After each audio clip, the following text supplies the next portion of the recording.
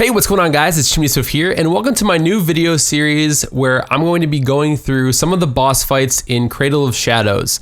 The brand new update for Elder Scrolls Online came out, Shadows of the Hist, releasing 2 new dungeons, and I know some people probably are having some trouble with some of these boss fights. So today's video, we're going to be covering Dranos Velador. He's the second boss in Cradle of Shadows, and I'm going to explain the mechanics here in a second, and then I'll show you a video of me and my group doing it without being killed. So sit back, enjoy, and I hope you guys learn a lot. All right, guys, so I'm actually new to making these types of videos, but I'm gonna try and explain this boss fight as clearly and quickly as I can. So this video is from the perspective of the tank. I was tanking this fight. Truth be told, I literally just started tanking, so this is totally doable. This dungeon is a bit difficult at first, but hopefully with this video you'll realize and see that the mechanics really aren't all that hard, and hopefully in no time you'll be able to clear this with your group. So the first stage during this fight is DPS. Push this boss as hard as possible in that short window of time that you have. Beware though, he does do a whirlwind spinning attack that does a lot of damage even to the tank. So I hold block basically the entire time this fight, and that spinning attack will still hit me and knock me down to about half health. So if you're a melee DPS in this fight, be very, very careful and watch out for that spinning attack. If you're ranged, you're not gonna have to worry about it, but it does hit very hard, and for a melee DPS, it will one-shot you. Once that's over, he will do what's called the teleport phase, or at least that's what I call it. He basically jumps from player to player, and then on impact, he delivers ground AoE. So you just really just sidestep out of that. The damage that he does when he teleports to you really isn't all that significant, so it's not like it needs to be blocked or anything. The most important mechanic here is that once he hits all the players, he will pin down and stun whoever he is aggroed on. So if the tank is doing his job correctly, he should be holding aggro on the boss. And basically during this fight, if you're doing it correctly, the tank should always be the one that's stunned. So once he finishes teleporting, he will stun one player. The DPS and the healer, it doesn't matter who, but basically you guys all very quickly need to interrupt the 2 adds that are holding the tank down with red beams. If you do not do this, the tank or whoever's being held down will be one shot. Once you're free though, once you've bashed those mobs and the beam breaks and the tank is able to stand up, the tank needs to hold block because the boss is still winding up his heavy attack. He's sort of winding up his dual wield daggers, and then he unleashes and hits very, very hard. So you need to be holding block as a tank. And like I said, if the adds are not interrupted, it will one-shot the person who's stunned. After this phase comes the invincible phase. You'll see the boss's health bar turn to a grayish color, and 3 adds will spawn in random locations around the room. Tank needs to continue to hold aggro through this entire phase, as this boss cannot be damaged, and you don't want him to be going and attacking the DPS or the healer. So tank keeps holding aggro, healer keeps healing, and the 2 DPS need to go find and kill the 3 red adds that are located around the room. Once these adds are killed, they will drop a red orb. Just walk over the orb to pick it up, it will fly back to the boss, and once you've collected 3 red orbs, the boss will be able to be damaged again. He's no longer invincible. Sometimes he drops down and gets stunned for like a half sec. This is a great time to drop an ultimate or do a lot of DPS or whatever. And then he goes back to doing the teleport phase again. And you rinse and repeat, and you do this over and over again until you got the boss down to dead, till you kill him. The only other little mechanic you need to know about is at 30% health, the statue in the middle of the room that's like a hanging upside down Mafala or spider or whatever, it will spawn a red ball in between its hands, and that ball will start to spread red waves of damage across the floor. Try to avoid hitting these because 2 or more will do lots of damage to you.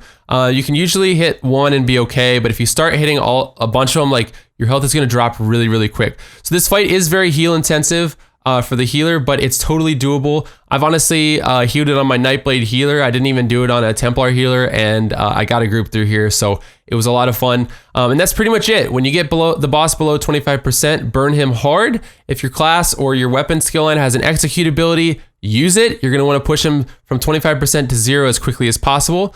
And he may do another invincible phase, between 25 and 0. Don't worry about it. Just stick to the mechanics, and you'll beat it. Of course, with any fight, the more DPS your group has, the easier the fights become. So here's a video of me and my group clearing this with no deaths. Sure. Yep. And don't stand in his AoE either. When he spins, it hurts a lot. melee movement here. Like that. We're gonna spin right here. Here's me really quick. Keep it on blocking. Alright, he's teleporting. You ready for the interrupt here on me? Interrupt.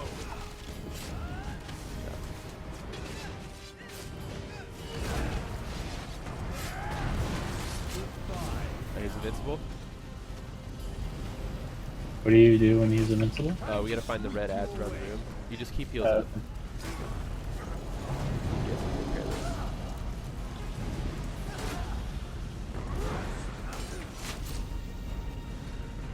You think I'm surrounded? How cute. Alright, heavy damage.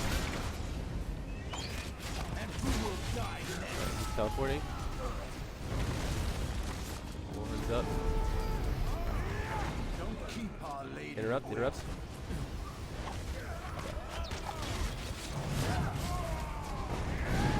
You won't suffer. Cards on boss, you need it. Red phase.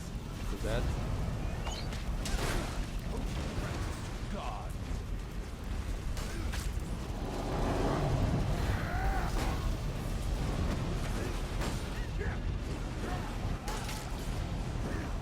I'll just sweep you away.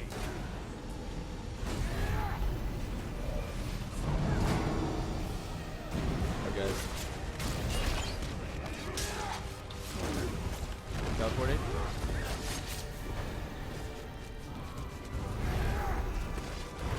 Alright, it's done.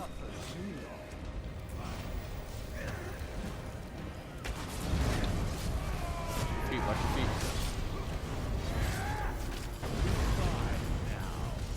Invincible.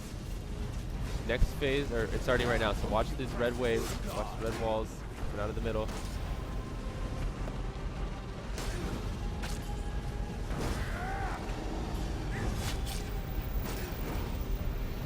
You think I'm surrounded? You got one more red ad by the door. Cute. Warren's up. Can't you dance?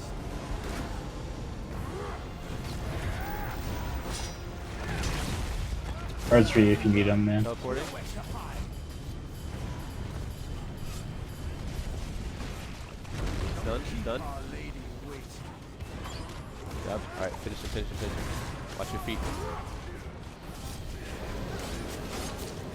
Good job, guys. Toy with you, and you will beg. And that's it. It's really that easy. It really is, guys. It's a very simple, straightforward fight. I hope you all learned a lot from this video. And if you did, please subscribe. I'm going to be doing more tutorials on both dungeons from the Shadows of the Hist update. The next video I'll be doing is the Velador normal, vet mode normal version boss fight, the final boss fight from Cradle of Shadows. Thank you guys so much for watching. Enjoy your dungeon runs, enjoy your loot, and I'll see you guys in the next video. Peace. Come on. Oh, Mighty Chunin! Divines! Light, I'll take it! It's a very tanky set, but I will take the Light Shoulder Divines. That is a sick trait right now.